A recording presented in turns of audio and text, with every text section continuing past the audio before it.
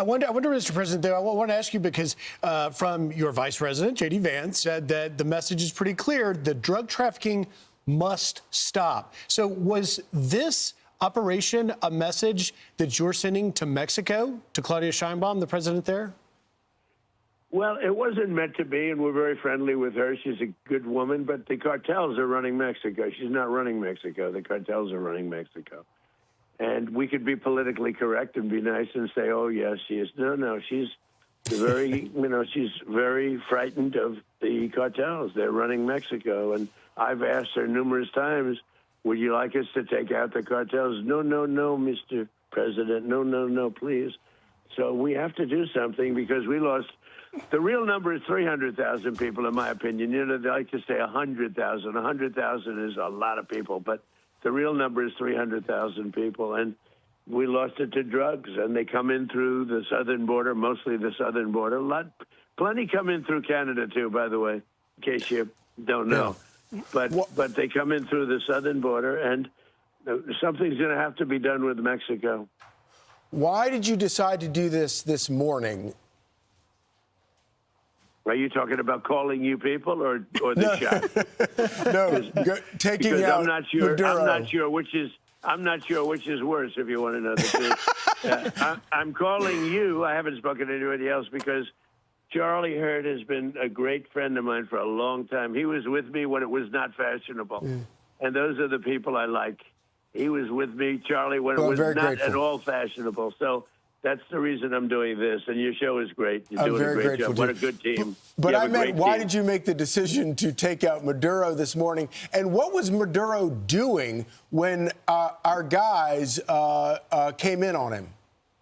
So we were going to do this 4 days ago, but the weather was not perfect. The weather has to be perfect. And we had just the perfect weather. We had, very good. A little bit few more clouds than we thought, but it was good.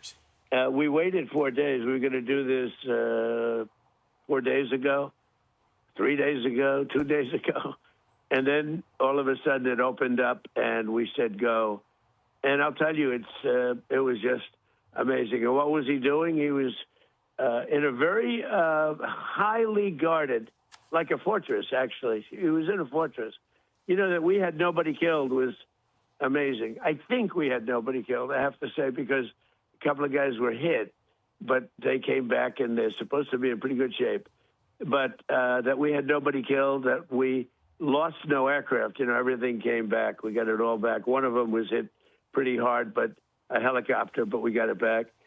But it just was the right time to do it. We had to do it because it's a war.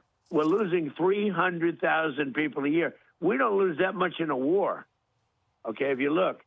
And we had to do it. But he was in a house that was more like a fortress than a house. It had steel doors. It had what they call a safety space where it's, solid steel all around. He didn't get that space closed. He was trying to get into it, but he got bum rushed so fast that he didn't get into that. We were prepared. We had, massive blowtorches and everything else that you need to get through that steel. But we didn't need it. He didn't make it to that area of the house. Mr. President, your war on narcoterrorism from our southern border and beyond clearly will save American lives. Moving forward for Venezuela, what do you think is next for the Venezuelan people now that you have removed Maduro so that he can face American justice? Well, we're making that decision now. We can't take a chance on letting somebody else run and just take over where he left or left off. So we're making that decision now. We'll be involved in it very much. And we want to do liberty for the people. We want to, have a great relationship. I think the people of Venezuela are very, very happy because they love the United States. They were run by essentially a dictatorship or worse. It couldn't have been worse. It was a terrible thing that was taking place in Venezuela. But look, tremendous numbers of people were being killed through drugs. And what they did to our country in sending prisoners and people from mental institutions and drug lords and everything, they sent them by the hundreds of thousands of people into our country. And that is just unforgivable. That's why, he wanted to negotiate at the end, and I didn't want to negotiate. I said, nope, we got to do it. You know, he was trying to negotiate at the end. You probably saw that. And trying hard to make a deal. And I said, and, you know, this could have been a very foolish thing if it didn't work out. But I said, nope, we can't do it. What he did with drugs is bad. What he did with a lot of other things is bad. But what he did was sending hundreds of thousands of Tren de Aragua and drug dealers. And they emptied out their jails into our country. They emptied out, if you think about it, they emptied out all of their mental institutions into our country. What he did there, and every other thing, is unforgivable.